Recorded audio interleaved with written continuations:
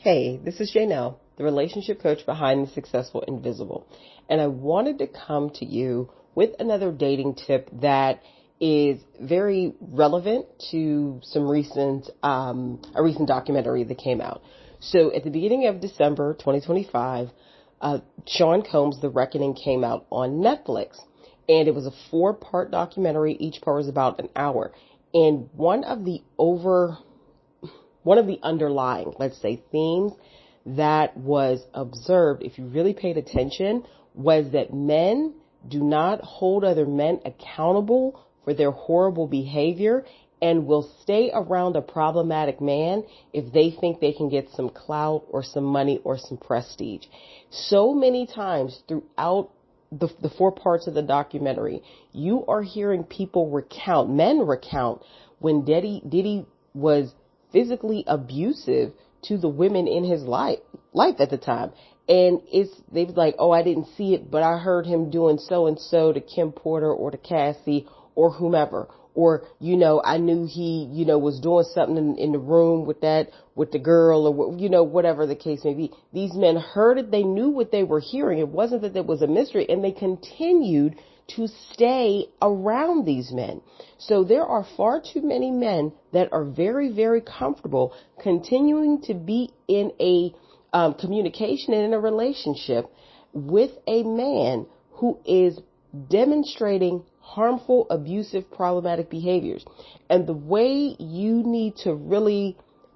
can see how a man is about things like that, if he has enough integrity and a high enough moral standard that he holds himself to and the men he keeps around him to, is you need to talk about things like this. This is a prime example. If you are just dealing with somebody, starting to get to know somebody, talk about something like the Diddy documentary.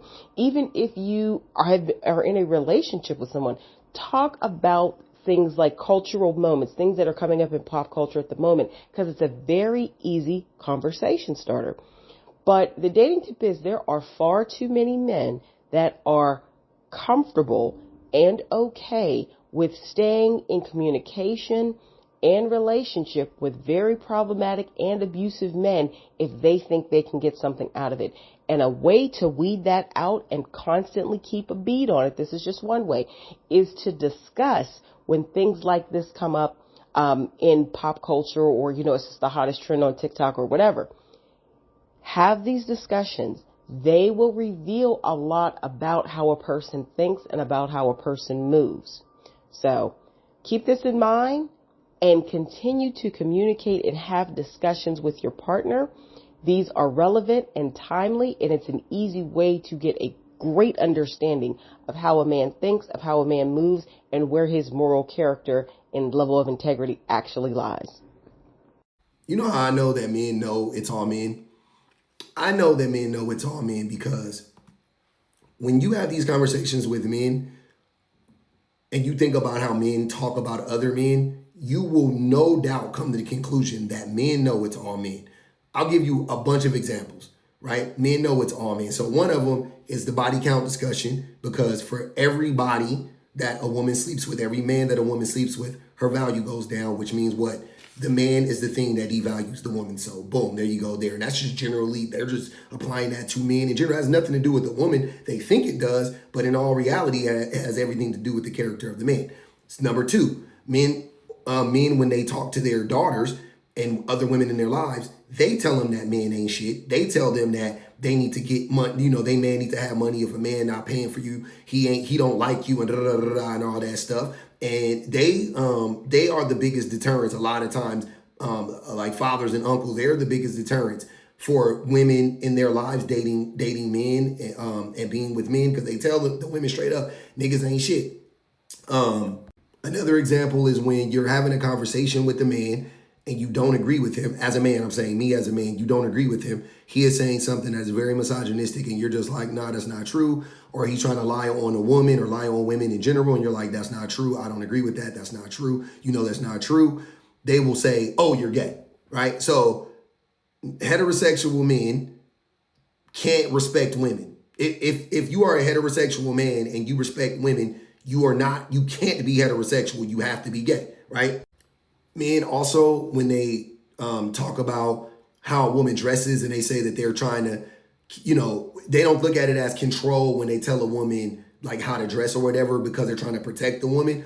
You're trying to protect the woman from men. Like, you're just saying, like, when she goes outside, this is like, men will literally say to me, because I'm like, I would never tell my wife how to dress. They'll be like, oh, but you know how men are. You know how men are. Bro, be for real. You know how men are. Okay, so you're saying, generally speaking, men are fucking predators. You're saying, generally speaking, that if a woman dresses a certain way, men will not respect her and they will try to harm her. Well, I thought it was only 2% of men are scary and violent. Like, if only 2% of men are so scary and violent, then why are you so worried about a woman going outside in a miniskirt? If it ain't all men, why are you so protected? You think these women are gonna? What are the odds that these women are gonna run into the 2% of men anytime they go outside dressed a certain way? Where are the odds of that? Super duper low, right? You're saying it's only 2% of men. So again, it's proof that you guys think that it's all men. Men know it's all men. Men know that men ain't shit. We know that. With everything you say and do about women, you reveal that you actually know men ain't shit, right? The question then becomes, why do you guys get so upset when women say men ain't shit, though? That's the question. And the answer to that is because though you know men ain't shit, you know that, right? So you use that as a way to manipulate and control women, again, proving that you ain't shit, that you're one of the ain't shit men. You use that to manipulate and control women's behaviors, right? That's the reason why you do that. And you need for those, you need for most men to remain shitty so that you can get away with remaining shitty. Another thing about this Diddy documentary, it shows me that we was right when we told y'all that y'all niggas don't take accountability for other men. And y'all was in a motherfucking outrage when we said men don't take accountability. The whole documentary full of niggas like, yeah. I didn't see him, but I heard him whooping Kim Porter ass. I heard him. He was in there beating her ass. Yeah, a whole room full of men like, yeah, he ain't like when Cassie had other men around. He whooped her ass. Yeah, he was beating the shit out that girl. Yeah. When she linked up with Kid Cudi, blew up his car and all that. Yeah, whole documentary full of niggas. Just like, yeah, he was beating the shit out these girls.